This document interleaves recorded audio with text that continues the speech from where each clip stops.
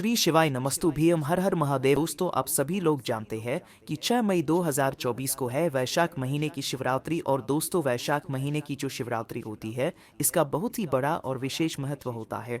इसीलिए दोस्तों आप लोगों को इस वैशाख महीने की शिवरात्रि को अपने हाथ से बिल्कुल भी नहीं जाने देना चाहिए, क्योंकि इस बार की जो वैशाख महीने की मासिक शिवरात्रि पड़ रही है इस सोमवार के दिन ही पड़ रही है। अब आप लोग खुद समझ सकते हैं कि सोमवार के दिन वैसे भी भगवान शिव जी को बहुत ही ज़्यादा प्रिय होता है, और जो मासिक शिवरात्रि होता है ये दिन भी भगवान शिव जी को बहुत ही ज़्यादा प्रिय होता है। और ये दोनों ही दिन एक ही दिन पड़ रहे हैं, मतलब इस बार की जो मासिक शिवरात्रि है वो भी विशेष रूप से वैशाख महीने की मासिक शिवरात्रि है, सोमवार के दिन ही पड़ रही है, जो कि 6 मई 2024 के दिन पड़ रही है। इस मौके को आप लोगों को अपने हाथ से नहीं जाने देना चाहिए, और इस दिन आप लोगों को ये 3 उपाय जरूर करना चाहिए जो कि पंडित जी ने अपनी शिव महापुराण कथा में पहले बताए हुए हैं, जो कि सिर्फ और सिर्फ वैशाख महीने में पड़ने वाली इस शिवरात्रि के दिन के ही हैं। 3 में से अगर आप लोग एक उपाय भी करोगे तो भी आपको इस उपाय का फल जरूर मिलेगा, और आपके जीवन से दुख और परेशानियां भी दूर होंगी, और आपकी जो भी मनोकामना होगी वह भी पूर्ण जरूर होगी। पर दोस्तों उससे पहले आपको इन तीनों उपायों को अच्छे से सुनना होगा, समझना होगा। उसके बाद ही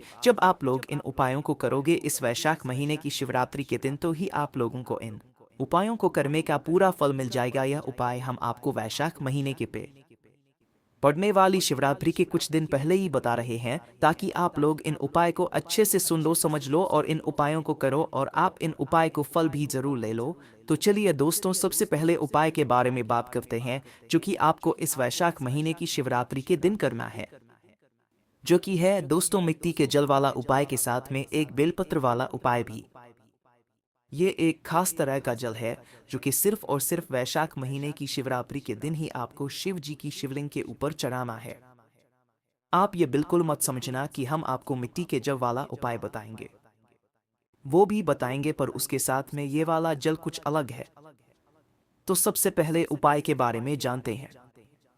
इस उपाय को करने के लिए आप जिस दिन ये करने वाले हैं, मतलब वैशाख महीने की मासिक शिवरात्रि के दिन के एक दिन पहले आपको रात्रि में एक मिट्टी के पात्र में जल भरकर रखना है। चाहे आपके घर के रसोई घर में कोई मिट्टी का मटका रखा हुआ हो तो भाई उस मटके के अंदर भी आप लोग रात्रि में जल भरकर रख दे, या अलग से कोई मिट्टी का पात्र हो, दिया हो, मिट्टी का मटका हो तो भाई उसके अंदर आप लोग जो है एक रात्रि में ये पहले जो है आप लोग इस जल को भरकर रख दीजिए। मतलब मासिक शिवरात्रि के जो वैशाख महीने की मासिक शिवरात्रि है 6 मई को, एक दिन पहले आप लोगों को रात्रि में जो है इस जल को भरकर रखना है, वो भी मिट्टी के पात्र के अंदर। मतलब 5 को मिट्टी के पात्र के अंदर आपको शुद्ध जल भरकर रख देना है। पूरी रात भर इस जल को रखे रहने देना है। सुबह जैसे ही होती है स्नान करना है, शुद्ध होना है, और शुद्ध होने के बाद दोस्तों आपको इस जल के पास में आ जाना है। इस जल के पास में आने के बाद दोस्तों क्या करना है कि इस जल के अंदर से, मतलब जो ये मिट्टी के पात्र के अंदर आपने जल भरा हुआ है, या मटके के अंदर जो आपने जल भरा हुआ है, जो कि पूरी रात भरा हुआ रखा हुआ था, और सुबह जो है मासिक शिवरात्रि लग जाएगी, जो कि वैशाख महीने की शिवरात्रि रहेगी। तो इस दिन सुबह सुबह आप लोगों का पहला काम ये रहेगा कि आप अपना एक तांबे का लोटा ले लो। ठीक है, क्या ले लो? तांबे का लोटा ले लो। तांबे का लोटा लेने के बाद दोस्तों आप लोगों को क्या करना है कि ये जो जल है मिट्टी का, ठीक है, इस मिट्टी के जल को आप अपने उस लोटे के अंदर डाल लो। चाहे आपके घर में मटका हो, आप उस मटके में से जितना आपके लोटे में जल बन रहा है उतना जल जो है ले लीजिए। ठीक है, ये आपने अलग से ही मिट्टी के पात्र में जल भरकर रखा हुआ है, तो भाई आप उस मिट्टी के पात्र के जल को जो है अपने लोटे में डाल लीजिए। देखिए मिट्टी के पात्र में मात्र आपको जल जल रखना है, ऐसा नहीं करना है कि भाई जिस पात्र के इस मिट्टी के मटके के अंदर आपने जो है मतलब जल भरकर रखा हुआ है, आप उसी के साथ में जो है शिव जी पर जल चढ़ा दे। नहीं, आपको मात्र उस जल को मिट्टी के पात्र के अंदर भरकर रखना है। बाद में सुबह सुबह आप लोगों को उस जल को उस मिट्टी के पात्र से बाहर निकालकर अपना जो भी लोटा है, तांबे का हो या जिस लोटे से आप शिवलिंग पर जल चढ़ाते हैं, उस लोटे के अंदर आपको वह जल डाल लेना है। मिट्टी के पात्र से जल नहीं चढ़ाना है, आपको अपने ही लोटे से जल चढ़ाना है। उस लोटे के अंदर अपना ये जल डालकर आप लोगों को क्या करना है, अपने साथ में एक बेलपत्र रखना है। क्या रखना है? अपने साथ में बेलपत्र रखना है। देखो, अगर आपको बेलपत्र मिल रही है तो ठीक है, और अगर नहीं भी मिलती है तो भी आप शिवजी के मंदिर उपाय को करने के लिए पहुंच जाओ, क्योंकि हम ये वाली बेलपत्र को शिवलिंग के ऊपर से लेंगे।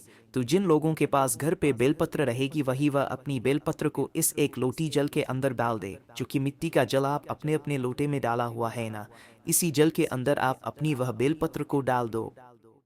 बेलपत्र डालने के बाद आप अपने घर से शुद्ध होकर स्नान करके बढ़िया अच्छे मन से भगवान का नाम लेकर अपने ही घर के पास में जो शिव मंदिर हो वहां पर निकल जाओ। शिव में जैसे ही पहुंच जाते हो तो शिव मंदिर में पहुंचने के बाद जाते ही आप लोगों को जल बिल्कुल भी नहीं चढ़ाना है। उससे पहले आप लोग उन लोगों के बारे में सुन लो जिन लोगों को बेलपत्र नहीं मिली हुई है। तो देखो, जो लोग पहले से बेलपत्र लेकर आए हुए हैं उनको तो कोई दिक्कत नहीं है, पर जिन लोगों को बेलपत्र नहीं मिली है, जो अपने लोटे के अंदर बेलपत्र डालकर नहीं लाए हुए हैं, उनको क्या करना है? तो देखो, आप लोग जो भगवान शिव जी के मंदिर में पहुंचोगे, उस शिवलिंग के ऊपर कुछ बेलपत्र तो जरूर चढ़ी होंगी, तो कोई भी एक अच्छी सी बेलपत्र देख लेना। कुछ अच्छी सी बेलपत्र को उठा ले, उस बेलपत्र को धो लेना। कोई भी बेलपत्र जब हम शिवलिंग पर से उठाते हैं तो उसको धोकर ही इस्तेमाल करते हैं। इस बात का आप लोगों को विशेष रूप से ध्यान रखना है। तो जो भी बेलपत्र आप शिवलिंग के ऊपर से उठा रहे हो, उस बेलपत्र को आप पहले धो लीजिएगा। उस बेलपत्र को धोने के बाद इस बेलपत्र को मात्र आपको अपने उस जल से स्पर्श कराना है। क्या कराना है? छुआना है, उसके अंदर नहीं डालना है। अंदर जब डालना है, जब आपको घर पे ही जो है आपकी बेलपत्र मिल गई हो, तब आप उस लोटे के अंदर बेलपत्र डालकर ला सकते हैं। उस बेलपत्र को भी मंदिर में आकर बाहर निकालना है। बाकी अगर आप लोग मंदिर में ही आकर बेलपत्र का इस्तेमाल कर रहे हैं तो भाई उस बेलपत्र को धोकर इस्तेमाल करें, और उस बेलपत्र को मात्र अपने उस लोटे के अंदर के जल के अंदर डालकर और बाहर निकाल लें। उसके अंदर डालकर नहीं रखना है, मात्र उस जल से छुआकर इस बेलपत्र को और इस बेलपत्र को बाहर निकालकर वहीं शिवलिंग पर ही आपको आसपास कहीं पर चढ़ा देना है। तो कहने का मतलब ये है कि उस जल के अंदर आपको बेलपत्र नहीं डालना है, मात्र उस जल से इस बेलपत्र को स्पर्श कराना है। चाहे आप घर से लेकर आए हुए हो बेलपत्र, चाहे आप मंदिर की बेलपत्र, मात्र आपको उस बेलपत्र को इस जल से स्पर्श कराना है। इस बेलपत्र को उस जल से छुआ देना है, मतलब थोड़ा सा उस बेलपत्र को अपने जल के अंदर डुबो लेना है। उसके बाद में दोस्तों, अब जो आपका अगला काम रहेगा ये रहेगा कि जो लोग घर से बेलपत्र लेकर आए हैं, अब वह अपनी बेलपत्र इस लोटे के अंदर से निकाल ले और वहीं पर शिवलिंग के पास में कहीं समर्पित कर दें। जिस जल को ध्यान रखना कि आपको बेलपत्र के साथ में समर्पित नहीं करना है, बेलपत्र निकालकर ही समर्पित करना है। तो जैसे ही आप बेलपत्र छुआ देते हैं और अपनी बेलपत्र जो घर से लेकर आए हैं वह निकाल के साइड में रख देते, उसके बाद में आपको इस जल को शिवजी के शिवलिंग के ऊपर कुंदकेश्वर महादेव जी का नाम लेते हुए चढ़ाना है। क्या नाम लेकर चढ़ाओगे? कुंदकेश्वर महादेव जी का नाम लेते हुए आपको इस जल को शिवजी के शिवलिंग के ऊपर एक धारा से धीरे धीरे करके जो है यहाँ पर चढ़ाना है। इस बात का आप लोग ध्यान रखना है। जैसे ही आप लोगों को ये जल चढ़ता है, आपको कुंदकेश्वर महादेव जी का नाम विशेष रूप से लेना ही लेना है। और जैसे ही आप लोगों का जल चढ़ जाता है, उसके बाद भगवान से अपनी वह मनोकामना बोलना है जिस मनोकामना के लिए आप लोग अपना यह वाला उपाय कर रहे हो, या वह दुख और परेशानी बोलना जिसके लिए आप लोग अपना वाला उपाय कर रहे हो, यह है काम बोलना जिसके लिए आप लोग अपना यह वाला उपाय कर रहे हो। तो अपनी सारी प्रकार की दुख और परेशानियों के लिए आप लोग अपना यह वाला उपाय कर सकते हो। अपने घर की सुख और शांति के लिए, परिवार में धन संपदा को बढ़ाने के लिए आप लोग यह वाला उपाय कर सकते हो। अगर आप लोग इस उपाय को रोग मुक्ति के लिए कर रहे हो, किसी के स्वास्थ्य के लिए कर रहे हो, तो भाई आप लोग क्या करना कि जो ये जल अभी आप शिवलिंग पर चढ़ा रहे हो, इस जल का कुछ भाग जलाधारी से वापस से झेल कर लेकर आ जाना। और झेल कर लेकर आने के बाद इस जल को उस व्यक्ति को जाकर जरूर थोड़ा सा देना जिस व्यक्ति के लिए आप लोग रोग और बीमारी को ठीक करने के लिए आप लोग ये वाला उपाय कर रहे हो। बाकी आप लोग अपने किसी भी काम के लिए, दुख और परेशानी को दूर करने के लिए अगर उपाय कर रहे हो, तो आपको अपने साथ में जल लेकर आने की जरूरत बिल्कुल भी नहीं है। इस बात का आप लोगों को ध्यान रखना है। बस दोस्तों, यहाँ पर ये वाला उपाय पूरा हो जाता है। इसके बाद में आपको भगवान से प्रार्थना करके भगवान को देकर वहां से उठ जाना है और अपने घर पर आ जाना है। इसी के साथ में दोस्तों, इस वैशाख महीने की मासिक शिवरात्रि का यह पहला उपाय पूरा हो जाता है।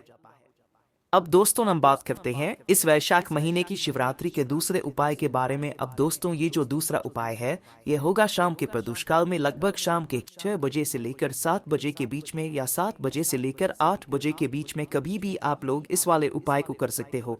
इस दिन आप लोगों को क्या करना है कि सफेद फूल लेना है, सफेद फूलों की जो पंखुड़ियां होती है वो लेना है, और अपने साथ में घी का दीपक भी तैयार करना है। तो आपके घर के आसपास अगर कहीं सफेद फूल लगे हुए हैं तो भैया आप वहां पर जाओ और उन सफेद फूलों को तोड़ लो, या तो अगर बाजार से भी लेकर आना चाहो, खरीद कर भी लाना चाहो, सफेद फूल ठीक है। ध्यान रखना सिर्फ और सिर्फ सफेद फूलों की हमें यहाँ पर आवश्यकता पड़ेगी। तो जहाँ से भी आप लोगों को सफ़ेद फूल मिले वो भी मात्रा में, तो भाई बहुत अच्छी बात है। तो आपको मात्र उन सफ़ेद फूलों को लेकर आ जाना है और उन सफ़ेद फूलों की पंखुड़ियों को तोड़ लेना है। सकिस के फूल आपको नहीं लेना है, मात्र आपको पंखुड़ियों की जो है इस उपाय में आवश्यकता पड़ेगी है। ना तो पंखुड़ियाँ तोड़कर आप पहले से इकट्ठा कर कर किसी भी अपने एक पात्र में रख लेना है, ना शाम होने से पहले, मतलब क्योंकि शाम के समय तो आपको लोगों को उपाय करना है और शिवजी के मंदिर में जाकर ही करना है ना। जैसे ही आप लोगों के फूल की पंखुड़ियां टूट जाती है उसके बाद में आप लोग अपना घी का दीपक तैयार कीजिए, जो कि गोल बत्ती का होगा, जो गोल बत्ती आपके हाथ से बनाई हुई हो, आपके बनाई गई हो। उसके अंदर जो आप चीज डालोगे वो डालोगे शुद्ध देसी गाय का घी, इसके अलावा कोई और चीज नहीं डालोगे, इस बात का भी ध्यान रखना। तो जैसे ही आप लोग अपने दीपक के अंदर शुद्ध देसी गाय का घी डाल लेते हो, आपका यह दीपक तैयार हो जाता है। बस दोस्तों ध्यान इस बात का रखना कि यह जो दीपक होगा यह आटे का होगा। अगर आप लोग मिट्टी का दीपक लोगे तो आप लोगों को नया दीपक लेना पड़ेगा। इससे अच्छी बात यही है कि हम लोग आटे का दीपक ले लें और अपने इस उपाय को यहाँ पर पूरा कर लें। तो आपको ये दीपक जैसे ही तैयार हो जाता है तो शाम के समय हाथ मुंह धोकर शुद्ध होकर आप लोगों को साथ में जो फूलों की पंखुड़ियां हैं उन्हें रखकर और इस दीपक को रखकर शिवजी के मंदिर पहुंच जाना है वैशाख महीने की शिवरात्रि के दिन, क्योंकि इस दिन का महत्व बहुत ही ज्यादा बड़ा होता है। और इस बार की तो जो शिवरात्रि है वैशाख महीने की वो सोमवार के दिन ही पड़ रही है, इसलिए ये सोने पे सुहागा वाला दिन भी यहाँ पर होने वाला है। तो आप लोगों को इस दिन जैसे ही शिवजी के सबसे पहले आप लोग मंदिर पहुँचते हो तो शिवजी के मंदिर पहुँचकर आपको अपना वह दीपक जो है उसे निकाल कर जो है जला लेना है। पहले तो जाकर भगवान के दर्शन करना है, उसके बाद शिवलिंग के पास में बैठकर अपना वह जो दीपक है उसे अपनी माचिस जलाना है, अपने घर से अपनी माचिस लेकर और अपनी माचिस से उस दीपक को जलाना। दीपक को जलाने के बाद दोस्तों उस दीपक को आप शिवलिंग के पास में कहीं पर भी रख देना। आप चाहो तो उस दीपक से आरती भी उतार कर भगवान शिव जी की शिवलिंग की आरती भी उतार कर पास में कहीं पर रख सकते हो, बस थोड़ा दूरी बनाकर रखना, शिव जी को आंच ना लगे, इस बात का भी आप लोगों को ध्यान रखना है। जैसे ही आप लोग दीपक शिवलिंग के पास में रख देते हो अपने वह सफेद फूलों की पंखुड़ियों को निकाल लो, और पंखुड़ियों को निकालने के बाद इन पंखुड़ियों से आपको भगवान शिवजी की शिवलिंग का श्रृंगार करना है, मतलब उनको सजाना है। क्या करोगे? सजाना है उनको, सजाओगे कैसे? शिवलिंग होती है, शिवलिंग पर पूरे में सफेद फूलों की पंखुड़ियों मतलब उनके ऊपर को दो। उसके बाद में पूरी जलाधारी पर भी आप लोग सफेद फूलों की पंखुड़ियां मतलब समर्पित कर दो। उसके बाद में आसपास की जो भी जगह है वहां पर भी थोड़ी थोड़ी सफेद फूलों की पंखुड़ियां यहाँ पर समर्पित कर दो। कहने का मतलब यह है कि उन सफेद फूलों की पंखुड़ियों से आपको भगवान शिवजी की शिवलिंग का पूरा श्रृंगार करना है, उनको सजाना है उन सफेद फूलों की पंखुड़ियों से। जैसे ही सजा देते हो आपको भगवान से कुछ भी नहीं बोलना है, सुबह करने के बाद मनोकामना वगैरह कुछ भी नहीं बोलना है। आपको मत भगवान के सामने हाथ जोड़कर 2 मिनट श्री का जाप करके भगवान को धोख देकर वहां से उठ जाना है और अपने घर पर आ जाना है। इस उपाय को करने के बाद भगवान जो कुछ देंगे आप लोगों को उसकी आप कभी कल्पना भी नहीं कर सकते हो, क्योंकि इस उपाय को करने के बाद आपने भगवान से कुछ नहीं मांगा, और जब भगवान अपने मन से कुछ देते हैं तो वो इतना कुछ देते हैं जिसकी हम कभी कल्पना भी नहीं कर सकते। इसी के साथ में दोस्तों इस वैशाख महीने के इस मासिक शिवरात्रि के दिन किया जाने वाला आखिरी उपाय के बारे में हम लोग बात कर लेते हैं, जो कि बहुत ही आसान उपाय है, जो कि आप लोगों को विशेष रूप से माताओं बहनों को जरूर सुनना चाहिए। दोस्तों आप सभी लोग जानते हो कि वैशाख के महीने में सत्तू खाया जाता है। अब ये सत्तू बहुत सारे लोग जानते भी होंगे, नहीं भी जानते होंगे सत्तू चीज़ों से मिलकर बनता है, जो कि पहली चीज़ है चना, दूसरी चीज़ है गेहूं और तीसरी चीज़ है जो। इन तीनों चीज़ों से मिलकर जो है ये सत्तू तैयार होता है। और दोस्तों, जिस घर से इस वैशाख महीने की शिवरात्रि के दिन सत्तू बनकर तैयार होकर जाता है, जो कि घर पर ही बना हुआ होता है, देखो बाजार का मिलावटी सत्तू आप लोग मत लेना, कोशिश करना आप अपने घर में ही सत्तू को बनाओ। और इस सत्तू को बनाकर भगवान शिव जी को भोग लगाकर अगर आप लोग आते हो तो निश्चित सी बात है भगवान शिव जी बहुत प्रसन्न होते हैं। और इस दिन सत्तू खाने का भी विशेष होता है, इसीलिए उस सत्तू का जो आपने भगवान शिव जी को भोग लगाया है वो तो भगवान के लिए रखे रहने देना, पर उसी के साथ में जो आपने और भी बहुत सारा बनाया हुआ होगा उसको, उस सत्तू को आप लोग अपने घर के सभी सत्य सदस्यों में जरूर देना, क्योंकि इस दिन भगवान को सत्तू का भोग लगाने का भी विशेष हमें फल मिलता है। और घर में सत्तू खाने का भी विशेष फल मिलता है। घर में सुख और शांति बनी रहती है, भगवान का आशीर्वाद सदैव ही बना रहता है। बाकी दोस्तों, इस उपाय को करने में अगर आपको कोई भी दिक्कत समस्या आती है तो कमेंट करके पूछ सकते हैं। श्री शिवाय नमस्तु भीम, हर हर महादेव।